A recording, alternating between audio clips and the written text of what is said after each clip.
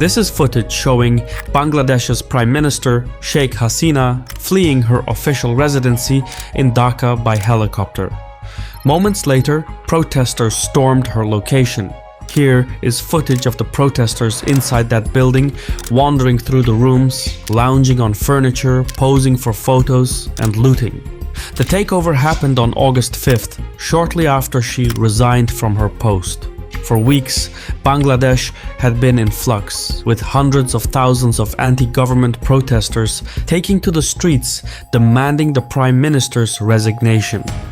The military pressured her to do so because they were about to be overwhelmed by the demonstrations. Just a few weeks ago, this would have been unthinkable. Now, it is reality. Hasina was once described by The Economist as Asia's Iron Lady, while Time and Forbes repeatedly named her one of the world's most powerful people. Now, she is seeking political asylum abroad. 15 years of uninterrupted rule ended in a matter of hours. Immediately after, the parliament was dissolved and Nobel laureate Muhammad Yunus was appointed to lead an interim government to decide Bangladesh's future, a procedure that is still very much ongoing. It's also a procedure that affects the wider region. Bangladesh is at the forefront of the migrant crisis in Europe and North America. It's also at the forefront of climate change and the economic war between America and China. What happens in Bangladesh will have ripple effects beyond its borders. So, while citizens may be forgiven for celebrating the end of Hasina's reign, there are plenty of reasons to worry about what is about to come next. Because, as of this writing, the revolution is devouring its own. Bangladesh's situation is multidimensional. There are many angles to consider. The parliament has dissolved and some 200 publications covered this story worldwide. However, while sources out of China, India, and the US focus on the broader unrest and economic struggles, only few sources, like the Press TV out of Iran, emphasize the military's role in the interim government. What this tells me is that the army chief wants to set up a civilian government that preserves its own deep-seated interests. That's what happened in past revolutions. Understanding these angles is vital, now more so than ever. That's precisely why I reached out to Ground News to sponsor this video. Whenever there is a fast-paced development ongoing, I turn to their platform to get the most comprehensive coverage. It aggregates local and regional sources, allowing me to see the difference in how certain developments are being framed. When things are moving fast, I find it essential. It's one of the reasons why I continue to partner with Ground News. I encourage you to check it out at ground.news/Caspian or scan the QR code on screen. Subscribing not only helps support the channel, it also gets you 40% off the Vantage plan. That's the one I use for my analysis. Producing these types of content involves extensive research, writing, and editing, but YouTube revenues alone are not enough to cover costs. So every video needs a sponsor, and thankfully, Ground News agreed to support us. So by subscribing, you are directly supporting my channel. Hailing from an immensely influential family, Sheikh Hasina is the daughter of the charismatic Sheikh Mujibur Rahman, the founder of Bangladesh. Until her abrupt resignation, Hasina was the world's longest-serving female head of state. First taking office in 1996 and then again from 2009 onwards, Hasina gradually removed key democratic guardrails and restricted the independence of the judiciary. In collaboration with her party members from the Awami League, she cracked down on civil society and the press while creating a new network of patronage that empowered her executive authority. When opposition parties tried to push back against such draconian reforms, her government suppressed them with heavy-handed force. Still, Hasina's slide to authoritarianism was exonerated since she produced impressive economic growth. During her tenure, major infrastructure projects and development initiatives were carried out. Bangladesh was held up as a success story. It became a poster child of globalization and economic boom. Its GDP grew briskly, day-to-day income was on the rise, and all social indicators were moving in positive directions. If only things were that good. In truth, the government-provided statistics were likely forged to validate a success story. More importantly, whatever economic growth Hasina's government had achieved, its benefits never trickled down to the majority of the people. Wealth remained concentrated at the top. Even now, the wealthiest 10% of the population controls a disproportionate 41% of the nation's total income, while the bottom 10% receives a little over 1%. That kind of disparity is hard to miss. In Dhaka, newly built high-rise residential buildings sit within eyesight of its infamous slums. Meanwhile, a post-COVID survey by the Bangladesh Institute of Development Studies revealed that roughly 51% of Dhaka's impoverished residents were pushed into extreme poverty due to the coronavirus pandemic. Today, about 37 million people in Bangladesh face food insecurity. So, a classic case of the rich getting richer and the poor getting poorer. Under Hasina's rule, the interests of the political elite were prioritized by enacting direct taxation on the middle class and the poor, while allowing the wealthy to practice widespread tax evasion. Then, in July 2024, the wheels came off. Unhappy with the government and the economy, a group of students protested a quota system that earmarked 30% of all well-paid civil service jobs to family members of war veterans and another 26% to minorities, physically challenged, women, and those from backward districts. Only 44% of all government jobs in Bangladesh were based on merit. But it's really the 30% that irked protesters, since nearly all war veterans were politically close to the ruling party. Climbing the social ladder was nearly impossible for the Bangladeshi youth. So students took to the streets, and Hasina did as she was accustomed to doing. She suppressed the demonstrations ruthlessly. This, however, only reinvigorated the students and drew even more to the streets. Youth unemployment in Bangladesh has been sitting at around 12% since 2017. That means about 18 million people are without employment in a country with a population of 170 million. However, according to third-party estimates, in 2024, the actual number of youth unemployment was much higher. One estimate says 40% of Bangladeshis aged between 15 and 24 were not working, studying, or training. Either way, most students felt that the political system was stacked against them, and it was. To quell the protests, the government reformed the civil service quotas, dropping the share for war veterans from 30 to 5%. But it was too late. The outcry over the quota system was the beginning of something bigger. We've all seen this story before, and we know precisely where it is headed. Hundreds of thousands of Bangladeshis joined the protests.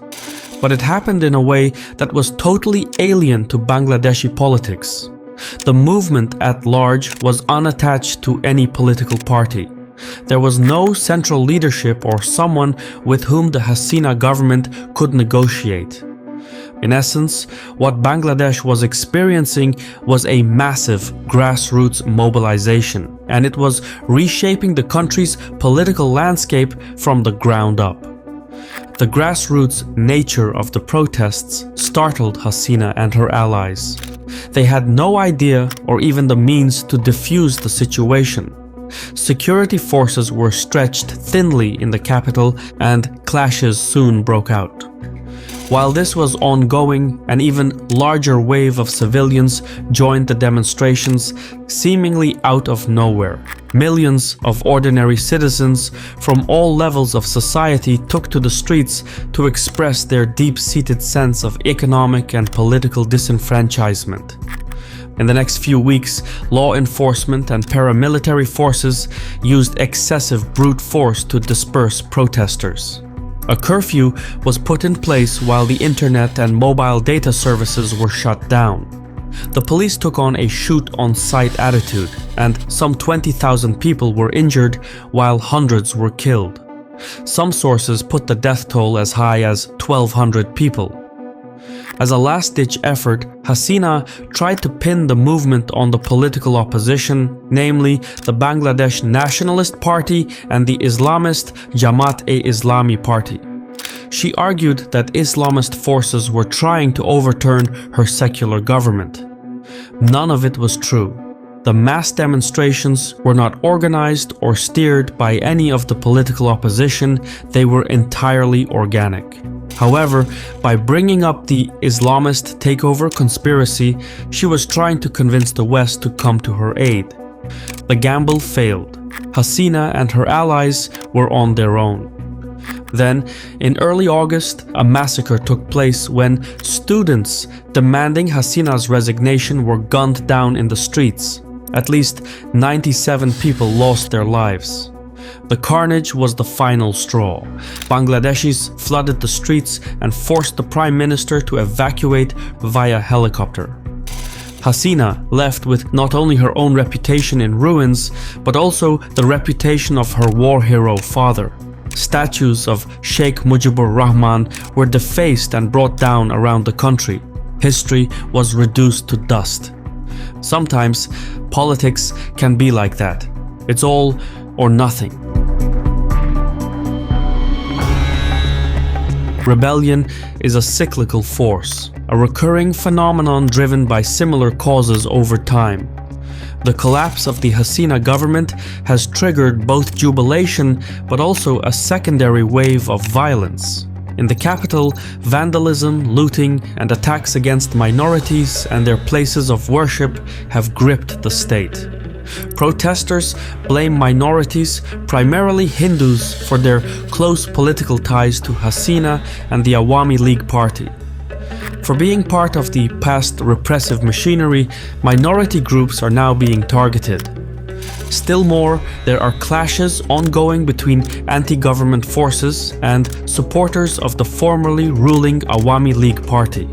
Most of these secondary protests are concentrated in Dhaka, but also in Chittagong, the site of Bangladesh's largest port.